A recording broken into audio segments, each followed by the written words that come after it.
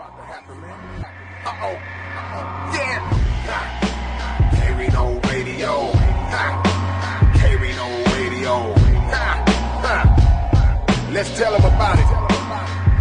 You're listening to K-Rino Radio on 90.1. Who is he? What is he? What does he do? Where is he from? H-Town, where the independent grind was invented. Understand, I'm the property owner, you just a tenant. KPFT is the station and location for the really special guests. Good knowledge and information for the coldest on the air. We making a strong case. If you scared of the truth, then you in the wrong place. Every Friday, 11 o'clock p.m. Central. We cooking the game, serving it up, feeding your mental. You can even call in, dial 713, backdoor it with 526 KPFT. We ain't playing with them, we gon' tell it like it is, partner. Out of town, KPFT.org, yeah, we got ya. How'd I get on the airways? I know y'all like, wow, K-Rino Radio, homie, starting right about now. Yeah, we got ya. How'd I get on the airways? I know y'all like, wow, K-Rino Radio, homie, starting right about now.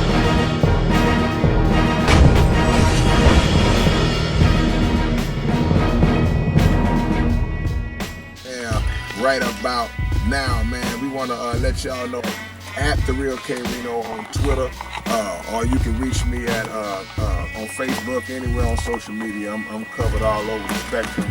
My big brother Murder One is in the building holding it down, along with the great Black Cat, the infamous Black Cat, and my homie Kermit from No Regret Media. So we in here, man, and we have very special guests tonight, as usual, man. All our guests are special, so we don't waste any time in bringing in our guest, man.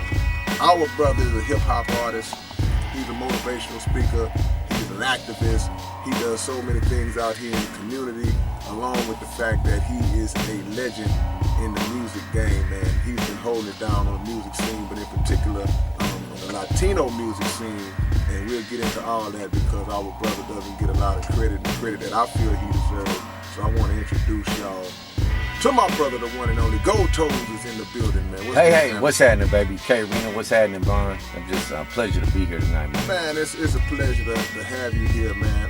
Shout out to Dre Black for the connect, man. I mean, it's been a while. We haven't seen each other in a while, but the times we have come across each other, it's always love, it's always respect, and I've always respected your grind from a distance, man. So because you've been doing your thing for the longest, man. So we're gonna get right into it, bro. You know, I'm old school, so I keep my little notes handy to make sure I don't forget anything, man. Tell us about, first of all, tell them who you are, and exactly is what you do. I gave you a briefing on it, but let everybody know who you are for those who may not be familiar with you. Well, check this out. My name's Julio Gold Toes. Grew up in San Francisco, California, baby. You feel me? I've always had vision. You know what I'm saying? Grew up with a single parent, and you know, when I was 7 years old, I lost my father. So that instilled a lot of me wanting to be better, to do more. You feel me? And I got introduced to the rap game when I was 23 years old. And you know, that at that time in my life, I was in a transition, whether I go this way or that way, and I decided to do the rap game. And San Quinn from the Fillmore District out of San Francisco, California, you feel me? He introduced me to the rap game, and I made my first few songs. And when I did that, man, I fell in love, man, and it was my passion. And you know, I decided to learn everything about it and do the most I can with it. You know, what I enjoy doing is believing in people and helping them achieve their goals. And by doing that, I achieve mine. Yeah, I mean, and you know, you mentioned guys like San Quinn. You know, San Quinn is a legend out in Cali, man. And for those who may not know, a lot of people do know. You mentioned that you lost your father at an early age. Let me ask you, just going right into it, how do you think that changed your whole trajectory as far as your upbringing goes, just having kind of fend for yourself without that male figure in your life, just you and mom, right?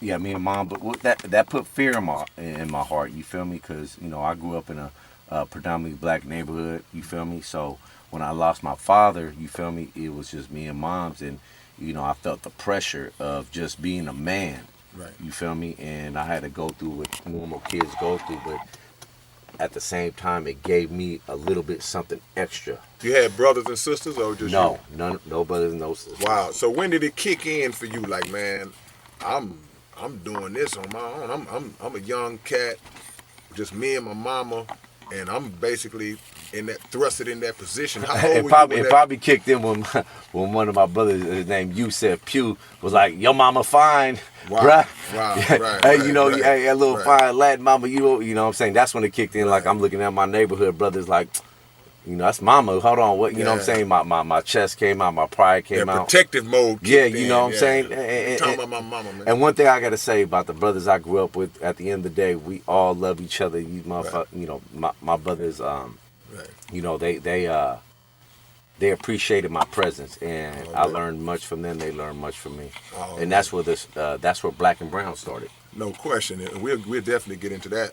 What got you into music? When did you fall in love with the music game, and what pulled you into that?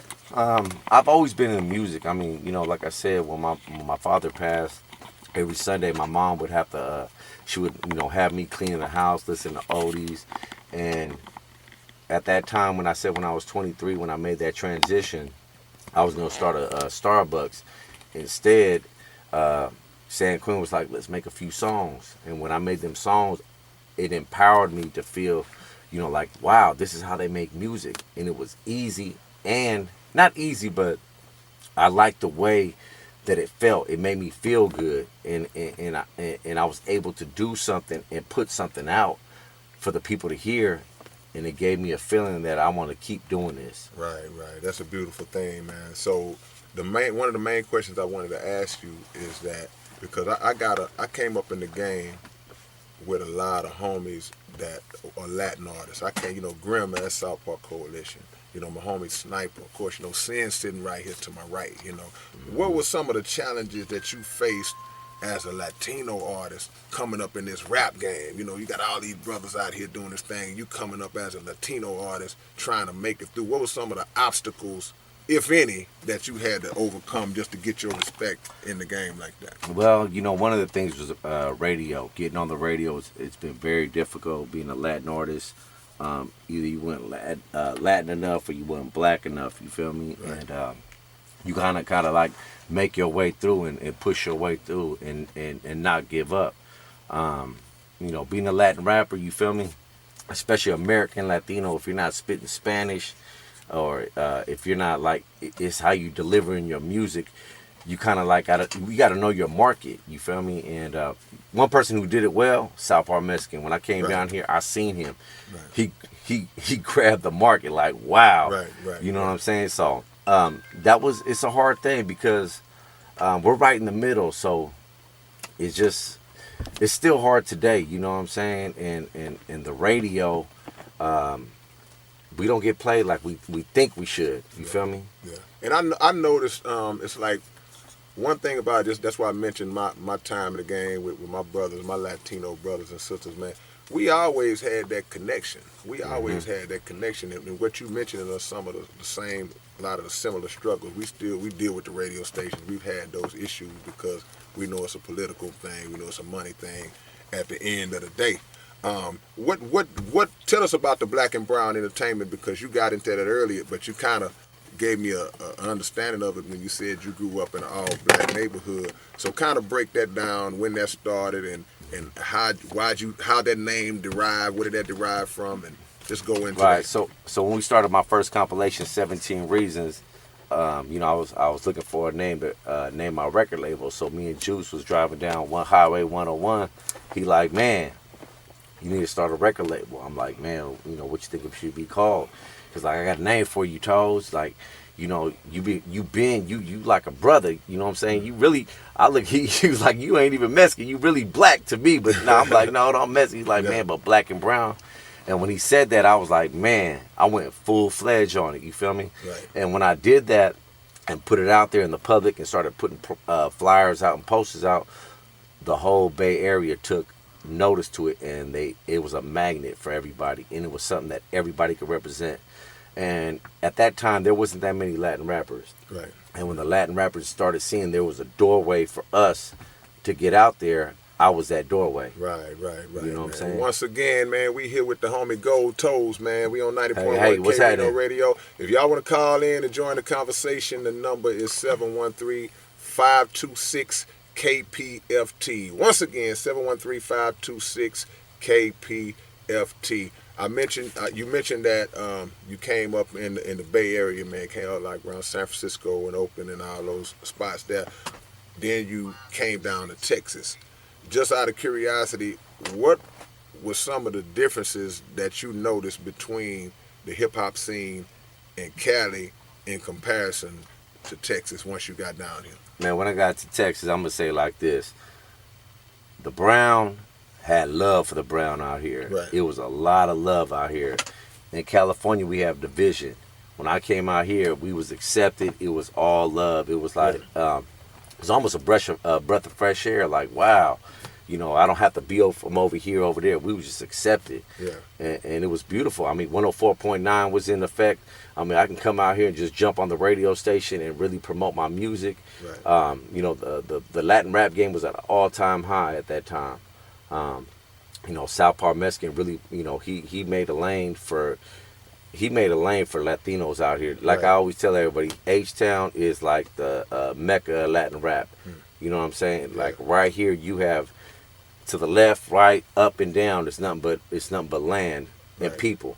In California, to the left, we got water. New York, to the right, you got water. Over here, you got nothing but land to promote to. Right, no question, man. That's a good point. And you know, SPM, he kind of laid that groundwork on the Latino scene as far as putting that independent hustle down. I remember being at Boomerang, and Murder tell you, we was at Boomerang, and he was selling cassettes out the trunk. And then before you know, you look up, he signed a $30 million record deal. So it just proves that the hustle transcends any color lines. It's just all about your grind.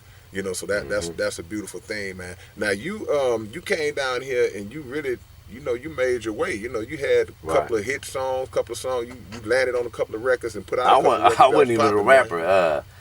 South Park wrote my first hook, which was "Walk on Toes." But, Right.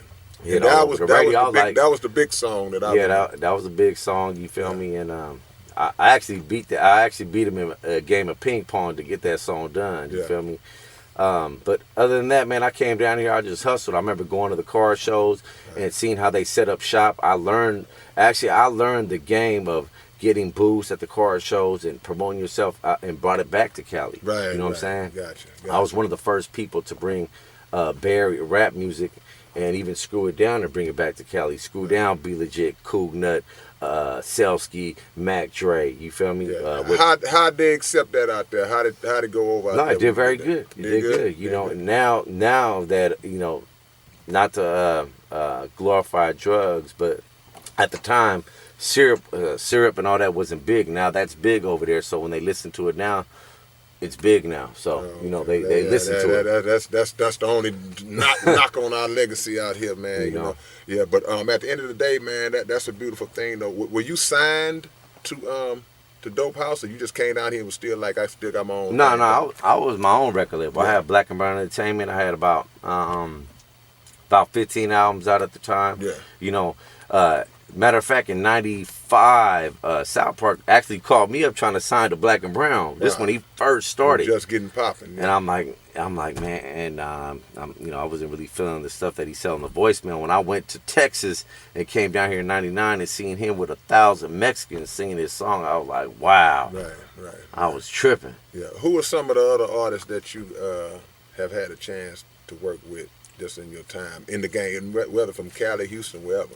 Juan Gotti, Grimm, Baby Bash, Paul Wall, Burner. You know what I'm saying? I manage Burner. He's one of the biggest Latin artists right now. You know, the godfather of the marijuana game. You feel me?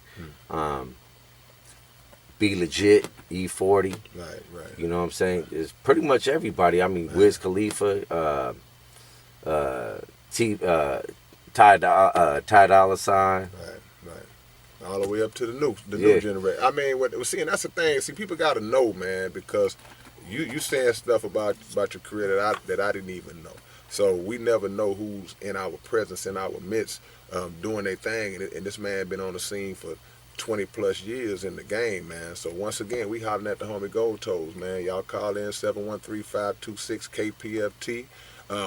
Shout out to all the homies real quick, man, on lock. When I walked in the door, Murder One gave me a couple of letters, man. And since I've been on the FM, I was aware of the fact that I know that a lot of our brothers and sisters are listening to us down in that thing down there. But I want to make sure that we acknowledge them and show them love. And now that I received these letters, you know, y'all on my mind. So we're going to make sure to shout y'all out. Chris W. Robinson down there in, what's this, Polanski unit, and Mr. Sean Adams. You know, thank y'all. I haven't read the letters yet, but I'm going to make sure I do that, man. We got the homie Gold Toes in the building, man. Now, you spoke about having your own record label. What is the difference between being, I ain't going to say what the difference is. How do you make the transition from being an artist to being an executive, running your own label, being the guy who's the actual artist to the guy who's putting the artists on and calling them shots? Okay, so like I tell everybody, if you don't call yourself a record label, that means you're an investor. That means you're the guy that's gonna put the money into the artist and assist the artist. If you're not gonna do that, then you are not a record label. If you're not gonna put the money out and be the marketing man and be the person to handle their business as far as a record label standpoint, you know what I'm saying? Because record label, you got to put the money out. If I'm gonna sign you, I have to have something to give you. Yeah. You know, that's why when people say, oh, you know, I'm gonna have the record label and I want to sign these artists. Well, what are you gonna give the artists? You can't just sign artists and not have no money for them, because that's what you do.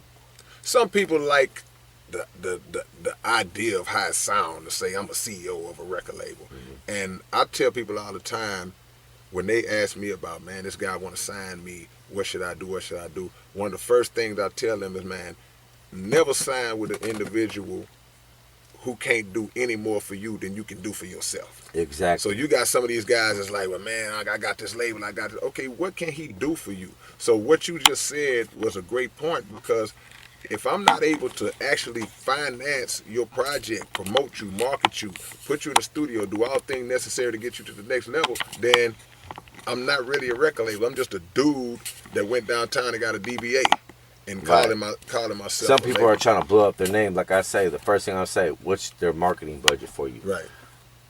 That's if they don't have a marketing budget, then you have to rethink what you're gonna do. Or you budget, can do that yourself. period. Period. At all. Yeah, you know, it's even no. If you got a studio and you got beats, then okay, that's something. You know, we can see what you got to give. But even then, that's not enough. You know what I'm saying? You can make the music, but what's after the music's done? We need promotions. We need a marketing budget. Right. So. No doubt, man, no doubt. And that's game for a lot of you artists out there, man. Just because the pitch and the presentation sounds good, don't necessarily mean that the deal is going to be good. Because I've seen a lot of people that have signed to so-called labels and have been there, and they get locked in contracts for years, but with people who can do nothing for them, but now they sign their name and it's legally binding, and they can't even move. They stuck for 3 or 4 years with a guy who you probably making more than him working at your job, and he's supposed to be your CEO. So yeah, that's good game, man. Good game from the homie Gold Toes, man. I was reading your bio, and it was talking about how you have done work speaking in the prisons and things of that nature, man. How did you get into that? Well, I was working with Rudy Corpus, United Players. You feel me? So he works in downtown San Francisco with all the high schools in the city, and you know, he brought me into the prison system, juvenile systems, to let me speak on how I started my label, and just, you know, being a businessman coming from the hood, coming from the same environment that most of these cats came from, and you know, a lot of them already know me, but by them seeing me on a different platform, you know, they look at me a little bit differently, you know what I'm saying, as a leader and somebody that they can look up to and try to be like, you feel me? I'm not saying that I'm perfect, but hey, you know, I come from this is what I'm doing, I'm being successful at what I do, and you know, I'm just like you feel me? So, you know, you stay positive, stay on track, and know your business. Right. Just like anything, like I tell everybody, if you're gonna come in the record business, know your business. If you're gonna do a deal, you can't be mad if you sign a contract and you didn't do your homework about the contract you did, or you didn't do the homework as far as the negotiation you did. Only you can be mad at yourself. Figure everything out before you sign something. How do we educate a young artist coming up on that? Because sometimes people are so happy just to think they're getting in the game, and they will just sign their name on the dotted line without. They don't even know how to read the contract. They don't even know to say I need to get a lawyer. How do we educate? Because that needs to be the first line of education. Is that okay? Forget the fact of what they're telling you they're gonna do. Make sure that you protect it on this front end, so you won't get smashed on the back end. I mean, it's just like anything. You got to ask a lot of questions. I mean, the biggest thing they got out there is Google. You can Google stuff and read about it. You feel me? Yeah. And at the end of the day, you got to ask. You got to ask questions. And kind of figure out what it is yourself. And whoever you're dealing with, see who they dealt with. What have they done? What's their record? What's their history? You feel me? See if those artists have been happy being a part of that situation. Yeah, right. Yeah, that's cool. And if you're gonna represent something and you come in repping, I mean, if for me, Black and Brown, Thiz Latin, you rep with me, it's to me it's a life term. This is what we doing. It's a lifestyle. Right. You feel me? Right. If you choose to leave up out of it, that's on you. I do great business. I pride myself on honesty. Right. And educating anybody that comes through my door. If you don't know something, ask. I'll tell you exactly what it is. And that's how it should be. I can really use myself as an example. So many people over the years always ask me, man, how can I sign with you? I'm like, man, look, I'm not gonna sell you no dream. I'm not gonna put you in a position where I'm gonna act like I can do a lot of stuff for you that I'm not able to do. So you'll be better off seeking that somewhere else, because I'm still an artist myself. Mm-hmm. So when you put on that CEO hat, and that's why I was asking about that dichotomy between being an artist and a CEO, because if you still an artist, a lot of times some of these artists are like, man, they'll sign these guys and they put them on the back burner because they still trying to shine. This is what I say. If you don't call yourself a CEO, you got to have money to back it. If you don't call yourself an artist up under somebody, that means whoever you're up under got to have money behind you. That's pretty much black and white. Money and knowledge of the game, mm-hmm. too, and knowledge is money. Yeah. So I mean, if he don't got money and he has knowledge and relationships, then that could be something. Yeah. Okay.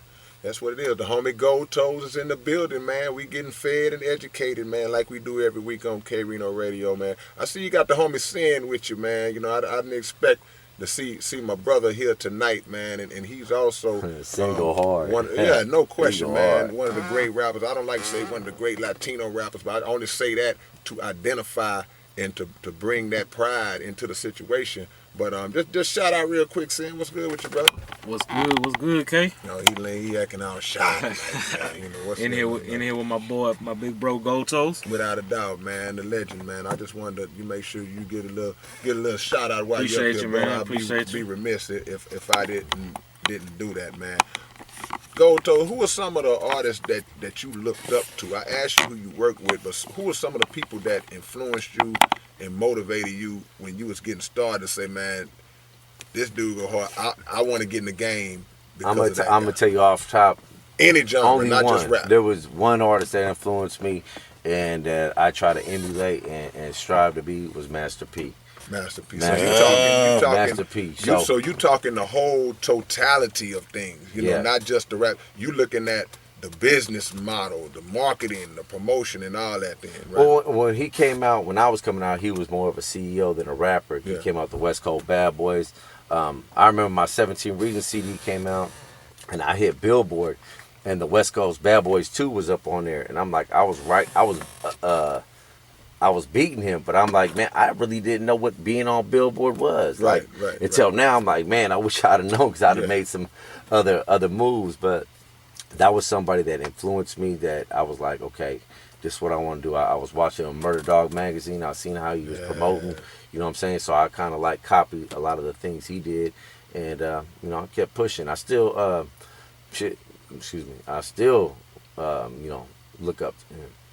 And shout out to Murder Dog magazine. He gave me a flashback when he said that. Now that's interesting, man, because a lot of times if I ask an artist that question, they're gonna name an artist who influenced them from the standpoint of their art, how good they rap, how good they sing, how good they make beats or whatever capacity. For you to mention Master P, that was the interesting answer because that's the first thing that came to my mind. It's like, okay, he's thinking about the whole of what Master P represented in building up that empire like that. So that speaks to you having a visionary mindset similar to that. Like, I wanted to build an empire, and then he said, I still look up to Master P to this day, man. That's pretty strong. Cause look, I always looked up to Master P from that aspect, and I can remember when Snoop Dogg signed with Master P, and one of the things he said after he came out of that deal, he said, man, Master P is the one who gave me my business hand, who helped get his business hand strong, because he had been signed with Death Row and all these other guys. But sometimes you're in a situation where all you are is an artist. And a lot of times these labels, these executives, these CEOs, they don't want to teach the artist the game because that takes away their power. So for a guy to sign you and then still teach you as he's signing you, training you, then that speaks to something bigger than just wanting to make money off of somebody. And believe it or not, some of the artists don't care about knowing the game. They just care about rapping. That's true. You know, they're that's like, true. I'm not me. tripping. You handle that, and Yeah. I'm gonna handle this. Yeah, no doubt. And sometimes it's better like that. Well, it depends on, because what happens is guys come into the understanding later on that they should have been worried about their business side because we all come in for the love and we all come in just for the fun of it. But then when money starts to get generated and you realize you're not getting none of it, and you're the one who are producing that money, you're causing that money to be in existence, then you start going. So those are the little kinks that have between artist and CEO. Because then you got this. Well, I'm the guy that put up $100,000 for you to be who you are, and I had to wait a certain amount of years to make all that money back. And then now when I make the money back, you feel me? Because you wasn't out there putting up them posters, putting up them flyers. Yeah. All you did was just make the CD. I've had this experience. Yeah, so I'm saying as a CEO, I'm going to talk about a CEO. So we put you in the studio to make a CD, but I promoted it years, and you done sat down after that. And now when the money come back years later, you want to relish. And that's when problems become. That's going to be an eternal tug of war between an artist and a CEO. But It goes back to what you said earlier. It goes back to the deal you signed. Mm-hmm. Because if the deal is structured to where I'm protected as an artist, protecting myself as an artist through the wording of that contract, then I should be good whenever the money roll in, if it's 5, 6, 7, 8 years from now. Because, we understand about recoupable income and all that. So back in the day, so it's like most artist contracts like an 85-15 or 80-20, right? If you're lucky. Right. Yeah. So artists don't understand. So let me say we spent $30,000 on your album. So now we make $10,000 profit after we make that $30,000 back, right? So we got $10,000 in the profit. They don't understand you only gonna get $2,000 of that $10,000. No doubt. It's like, and that's where not knowing, like you said, that's why I like to educate people as we're going, so you know exactly what type of deal what you got coming beforehand. Because, like I said about recoupable income, whatever the label spends on the artist, they got to get that money back before you see a dime. And that's why I asked you earlier, like, what do you do to educate these guys? Because it's like, we got to know that, man. We can't be sitting around thinking that, okay, we're going to blow up overnight, and then when the check comes in, the CEO cuts your check for $562, and the album sold 300,000 units, and the math don't add up. So I'm all for protecting the artists, and I'm all for any CEOs that have that mindset that we all can make some money out of this thing. Right. So, yeah, so it is. Once again, man, the homie Gold Toes, man, we dropping some bombs. We getting educated. So are you stationed in Houston now? You permanently in Houston? I'm H-Town, man. I got my son here, my wife here, so I'm here. Cool. But I get home, once a month, make sure I tap into the Bay. Yeah. Right now we got Kilo and SOBRBE. They're driving through with Post Malone, doing a tour. So, I'm basically like the Bay Area headquarters, you know what I'm saying? And these are artists that are your label, or these are just people that's down with you? Nah, people that's down with me. Okay, my compadres. You feel me? Right. Do you currently have any artists signed to your label right now? None. None signed to your None. label right now? Right now, I'm pushing GT digital distribution, so I'm educating people how getting your music up. Once you get it up on iTunes, Spotify, how to promote it, how to push it so you can get your streams up. And then I'm like the glue. So if you don't know something, you call me up, I'll figure it out, and we put it together. The digital game, in any artist, I want to ask you about that too, because by you being around from the 90s all the way up into now, then you mentioning that you're educating artists on how to get their digital thing popping. What was that like for you when that transition took place from just tapes and CDs to now the iTunes? And What about 2002 to 2005? It was a downfall. CDs were starting to decline. You know what I'm saying? Luckily, I was able to get in the digital game and figure it out with IOTA and InGrooves. And when I figured out ringtones was cracking, and I figured out the digital game, man, it overcame CD game. The CD game was like, I ain't even tripping off that. But for them 3 years, I was just, still stuck on CDs. Southwest Wholesale went under. Right. You got Selector Hits, you got City Hall Records. Those were our two main independent distributors for the South and the West. Right. And, they hung in there. And but when the digital game came and I started learning it, 2005, 2006, and we started seeing how ringtones were, and I was seeing them checks coming in fat, I just was like, okay, this is where I gotta be. Right. I mean, and that's crazy. You got in early. Early. You're talking about 2005, 2006. I'm just starting to learn about it now. And just being real. So I mean, for you to get in, you basically got in on the ground floor in terms of the digital game, as in terms of being an artist, because a lot of people that from that generation are just starting to really get their legs up under them behind that, man. So it was good that you had that vision to catch on earth, because a lot of stuff comes along and we as artists, we see it and people are saying this gonna be the next thing, and we do I'm good. Cassette's gonna be around forever. You know what I'm saying? But in reality, it's not. It don't work like that. Mm-hmm. All right, but hold on to them, because everything is still valuable. Oh yeah, no doubt. I still got mine and my vinyl. So it is what it is, man. So I want to jump back on the prison thing, man, because you've been doing the prison ministry. What effect have you seen that has had on any youngsters that you may have come across? Have you ever spoken to somebody in the prison system and then saw them get out, saw them again on the outside? I mean, everybody that seen me in San Quentin when I talked, I mean, I seen them all. You feel me? They were like toes. And then even after I did my ministry, or not ministry, but I did my speech, I went through the same. I went back and you know what I'm saying, went through my trials and tribulations. But I'm just, I'm a regular person and I'm living who I am. You feel me? So. But I do my best to be positive, you feel me? Yeah. And to stay afloat. And now I'm doing good, you feel me? So.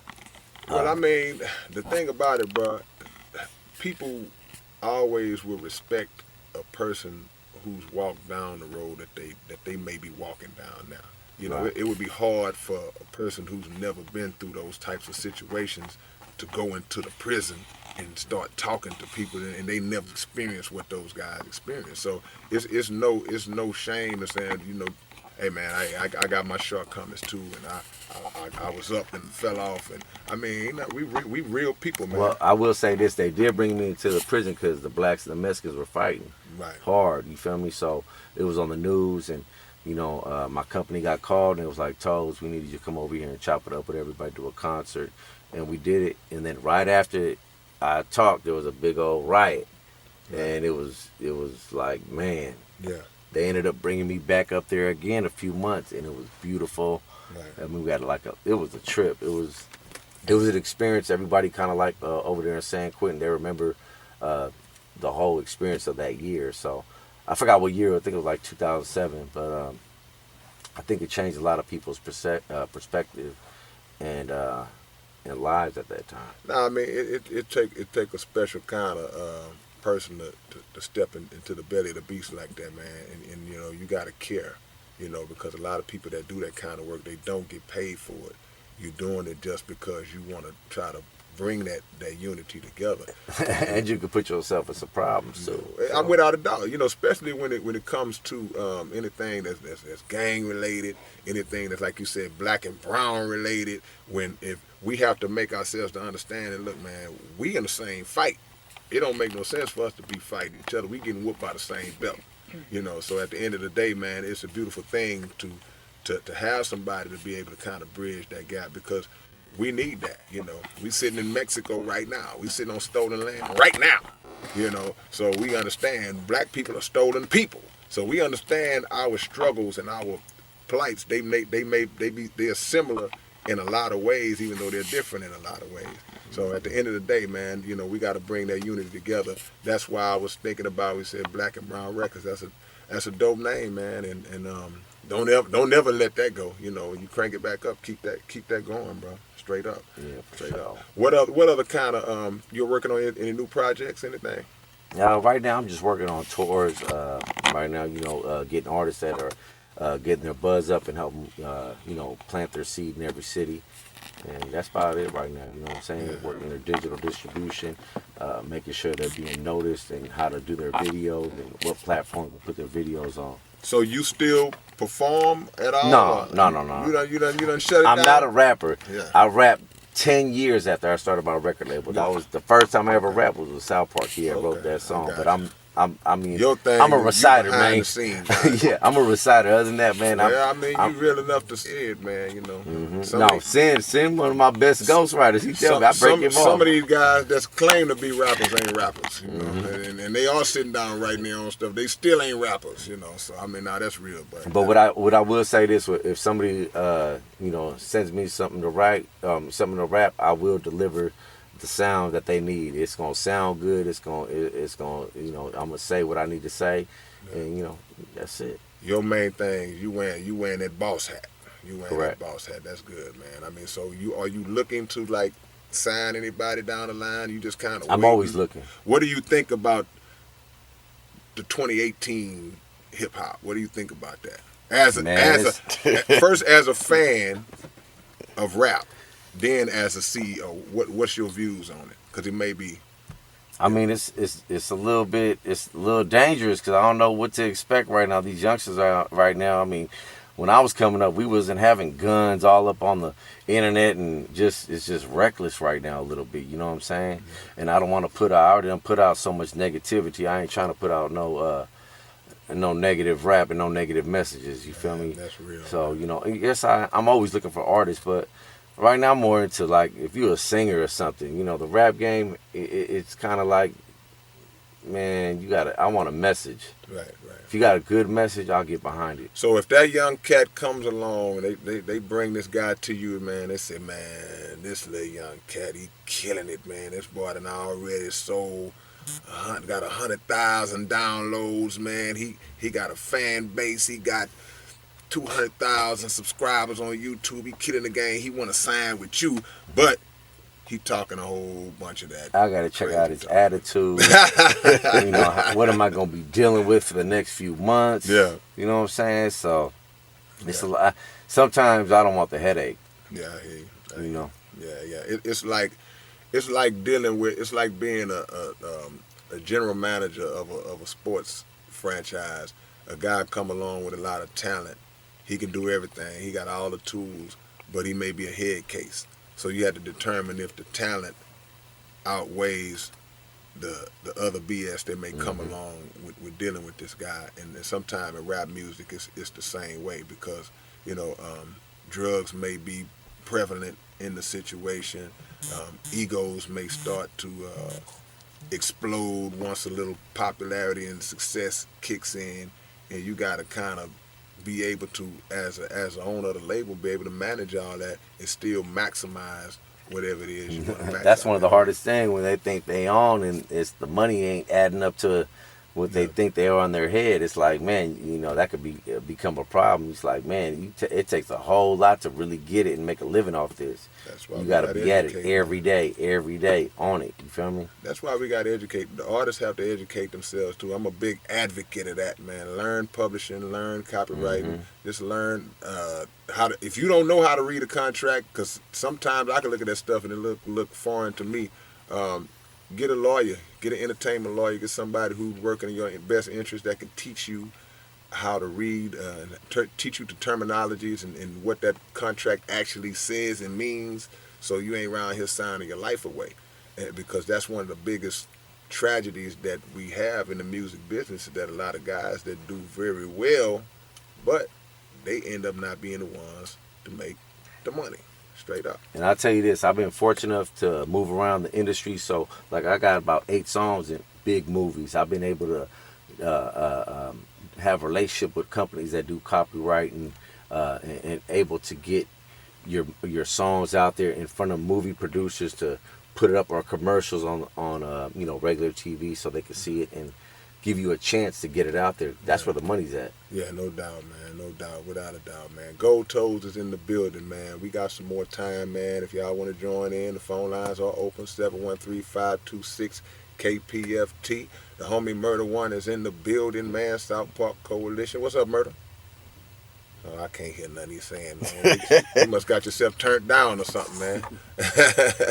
It's all good, though, man. But we want to throw a few things in real quick, man. There's a benefit on the 25th at Main Street Lounge for my brother K Water.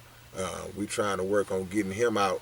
So anybody that's familiar with K Water, man, and if he may be listening, man, we working for you, there, bro. It's all good. K Water, I love him, no question, man. May 25th, Main Street Lounge, man. Come on through. It's gonna be a big show, and everybody's invited to come through 9 p.m., man. So it is what it is. Man, what's your take on the current political climate? There's a lot of stuff going on. You talking about back to Hillary, Trump, all this political thing, all the political things are going on. A lot of the things that Trump was planning to do before he got elected, some of his policies, building a wall, all of these things that have, from his words, would have a direct effect on your people. How has that affected you, and what's your take on that whole thing, if anything? I mean, I look back and I sit back and see what he's doing, and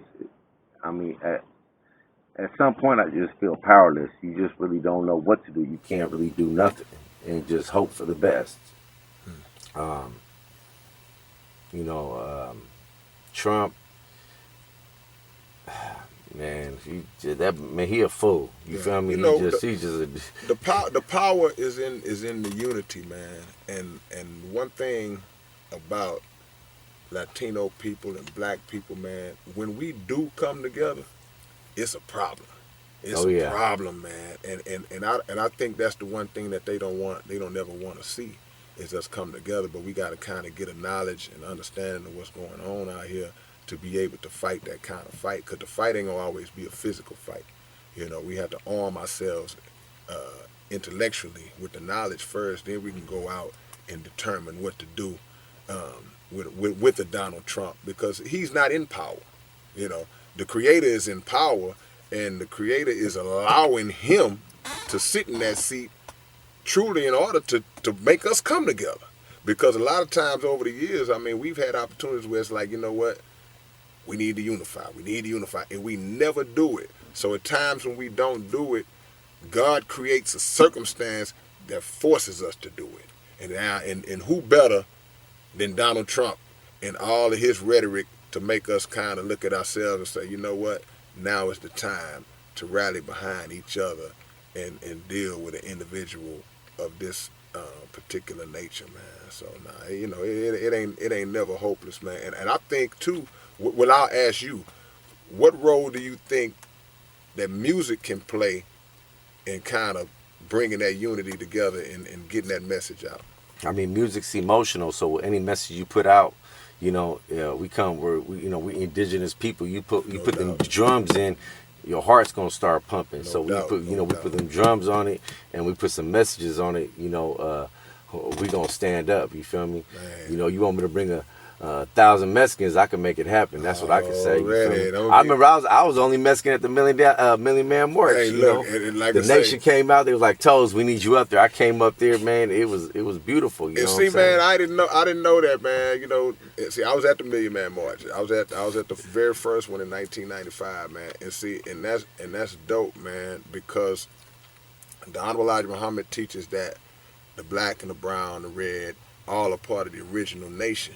So for you to be at the march, that's a sign of our unity. You know, we all represent that original family, man. And I never knew that, man. So that's cool to hear, man. Well, I'm gonna tell you, when I was last time, you know, when I was in San Francisco, I caught a case, Yeah. and I had the nation come into my courtroom. We had about, man, I remember looking back, I had about maybe 50 from the nation came in. Then Yeah. they surrounded my lawyer. Yeah. And I remember they were telling me, like, you know, Toes, they're about to wipe out the neighborhood. They're Yeah. telling me all this stuff. I'm like, Right, nah, this ain't gonna happen. I didn't see it, and sure enough, everybody gone. Nah, man. You know, it's that's a beautiful thing to hear, because it's like that represents our unity on a big scale. So when y'all And bring, even when I came down here, they tapped me in. So, you know, I mean, Right. I respect the nation. yeah, without Big a time. doubt, man, without a doubt. Today is actually Minister Farrakhan's birthday, May 11th. So I'm glad we got into Happy that birthday. phase of the conversation to shout out to Minister Farrakhan for all his years of service. This is 2018, which makes him 85 years young. 85, still looking like he about 35 around this piece, man. Sin, what's up, man? You got anything you working? I know you always working on something. It don't do you no good to come up here and not give yourself some props, man. What you working on, man? Man, I got a little group, man, South Made Crooks. I got my nephew, my boy Stone Thug, my boy that's right here with me, Killer J, and No Regrets. A little group of youngsters, man, like Right. 16 to 18 years old, putting it down, man. And, you know, I'm working on a new project on my throne, you know. Man, that's cool. When the one coming out with me on it? Matter of fact, we just put it out a few months back, man. Okay, cool. Yeah, I That's what's up. got to shoot it to you. Oh, good. I'm just messing around with you, man. But you know, it's like every time Sin puts out a project, I got to get K he on it, always holler at man. me. I got to man. get K So, on it, man. I didn't even know he was gonna be here tonight, but it's a blessing to have him here. Well, now you know. Now you know. Look, we couldn't hear you talking a few seconds ago. So now, I looked around like, who's there? that's the homie Murder Yeah, One Murder is One. in the building, man. No Regret Media holding it down on the camera work, and of course Oh, the really? homie Black Cat is in the building, man. We are honored to have our guest, Mr. Gold Toes, man, the legend, man, all the way from Cali, straight to Texas and H-Town, man. Still doing this thing, man.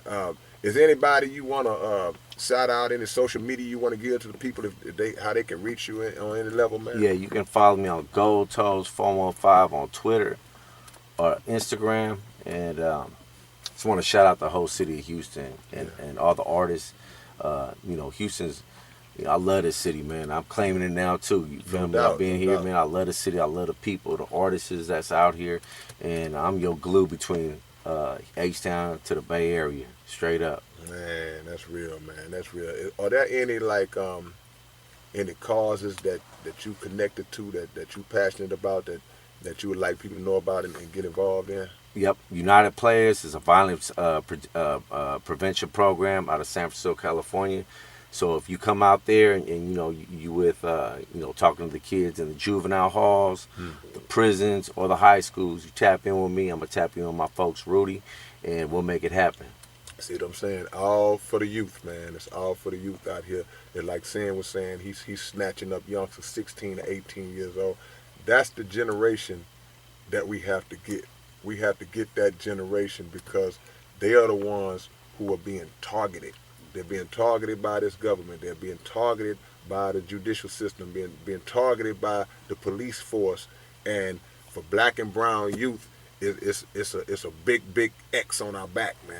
And we have to make sure that no matter what capacity that you're in, what field that you are in, you are doing something to reach out to our youth to try to pull them in, because any one of them that we get out the streets, man, that's a benefit. That's one saved. And we might can't get them all, but if you're hollering at 100 of them, you might get 10. So we have to have that in mind, big brother, at all times. You got anything you want to add to that, big brother? Just want to send a shout out to everybody that's thinking positive and staying positive. You feel me? And just one love to everybody that's trying to get it on. You feel me? Every day's a struggle. Just you gotta stay, on your goals and just keep going. Don't let nothing get you down.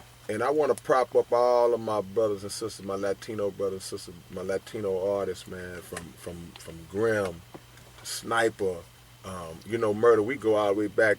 We would Filero, without a doubt. Laser. We were jamming Kid Frost back in the days. Mm-hmm. You know what I'm saying? That was like big for us back in the days, man. All the way up to Pun and all the greats, because I'm for giving people props that don't get the props they deserve, and I think that a lot of our Latino artists have made great contributions to the hip hop game and deserve to be recognized for that, particularly in the city of Houston. SPM busted it open in a way that it had never been busted open, man. So at the end of the day, man, we have to make sure that we continue to keep that link together and give those props where it's due, man. Plain and simple. We fight the same fight, no doubt. Thank you for coming on, my brother. I appreciate the love, man. You're welcome to come anytime. Appreciate you, man. And anything that you got going, you can always feel free to hit us up and let us know. And even if you're not here, we'll make sure to shout it out, no doubt. We'll make sure to shout it out so you can get your props. We want to make sure that everybody that comes through this platform, this ain't no Hollywood platform, bro. This is the underground platform right here. So anything you got going, feel free to promote it and get your hustle on, family. Sin, you want to let them know your social media before we shut it down? Yeah, man, we're on Instagram at Sin Jeezy, GZY. On Facebook, Sin Benavides. Already, man. That's what's up, man. Gold Toes is in the building, man. Thank y'all for coming through, man. And we got nothing but love, baby. And it's an honor, man. It's an honor, man. Y'all see how shiny this ring he got on, man. Black and brown, man. I almost blinded myself looking at the ring, man. It is what it is. Tell me in the mic. All good. That's cool. All right, that's what's up. All right, well, we use these last few minutes, man, to get some current events and stuff knocked out, man, and just let y'all know some of the things that we got going on. Shout out to Dre Black again for linking me up with the homie Gold Toes, man, and I'm honored to have y'all here, man. So y'all more than welcome to stick around and chill for these next 5 or 6 minutes while we get some of the things going on out the way that we have popping off right now. Like I say, shout out to Mr. Farrakhan. Today is his birthday, and I wanted to take some special time to thank the minister for all of the things that he's done for us, that he's indirectly done for me personally, just the knowledge, the wisdom, and the understanding that he's given us, and a lot of the teachings and guiding and warning that he's done for us over these past 60 plus years that he's been in this fight and been in this struggle. So anytime the birth anniversary of a man of that caliber comes along, a man who we believe is being backed by the Creator, then we have to make sure that we give him props where it's due. So I'm very thankful that tonight's show landed on his birthday where I can publicly give him that acknowledgement. So much love to Minister Farrakhan. Murder, anything going on that you wanna that you can think of that I might have missed? I don't want to forget nothing.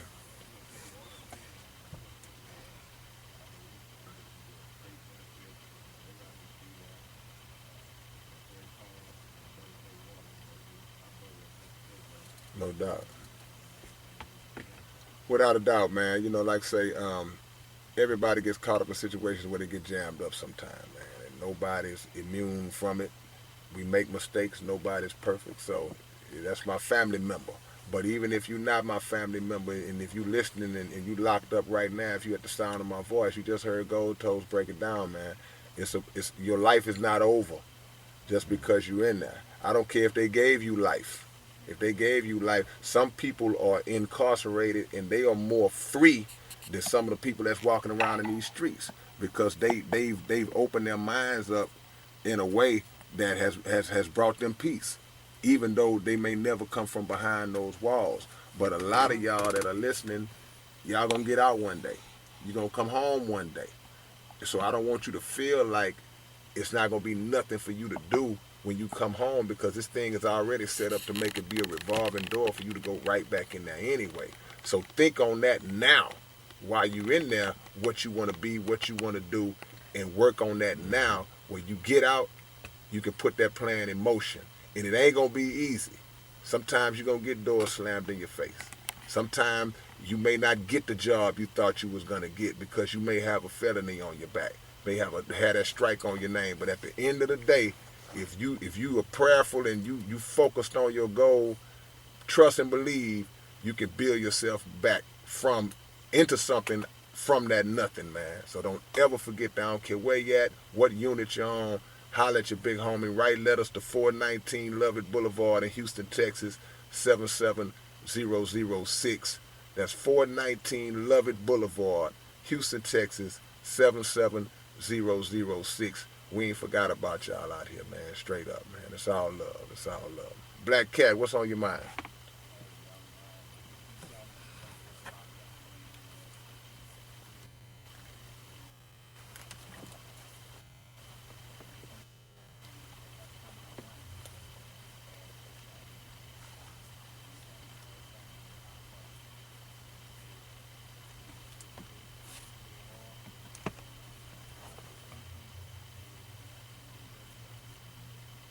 Yeah, and this message is for the people who are out right now, but may have family or friends that's incarcerated. Y'all make sure that y'all prepare a place for them when they come home. Make it easier for them when they get home. Don't make it harder for them when they get home. Because some people had a mind to do right when they get out, but when they get out, the support system is not there, and then sooner or later you get discouraged and you find yourself falling back into the same behavior, and before you know it, you right back in that thing because you didn't have that love around you to keep you motivated when you got down or when those doors got slammed in your face. So man, look, it's a team effort, man. It's a team effort. You know, mama gonna always be there for you, but a lot of times if you're married and your spouse got locked up, and shout out to the females that's locked up. You know, it ain't just about the men that's getting locked up. Shout out to the females that's locked up too, because they tend to get ignored in these situations, and they go through some of the same challenges as the men go through. It just don't get the publicity that the men get, man. So once again, it's all love, man. It's your big brother K-Rino. I appreciate y'all listening to K-Rino Radio. This is every Friday, 11 p.m. is our new time on 90.1 FM, 89.5 if you're in Galveston. Make sure to follow your big brother on Twitter at the real K-Rino. Murder, what's your social? What's your social media?